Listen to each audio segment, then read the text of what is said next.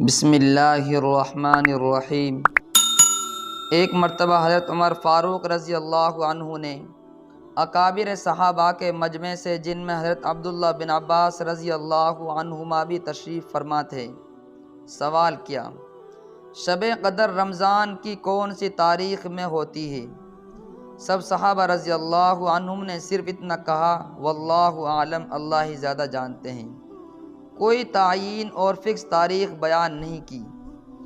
تو حضرت فاروق اعظم رضی اللہ عنہ نے حضرت عبداللہ بن عباس رضی اللہ عنہما سے، جو ان سب میں چھوٹے تھے، خطاب فرمایا کہ آپ کیا کہتے ہیں؟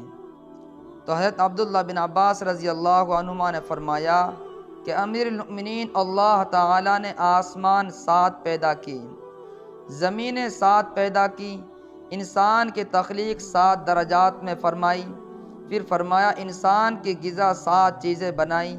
اس لیے میری سمجھ میں تو یہ آتا ہے کہ شب قدر 27ویں شب میں ہوگی۔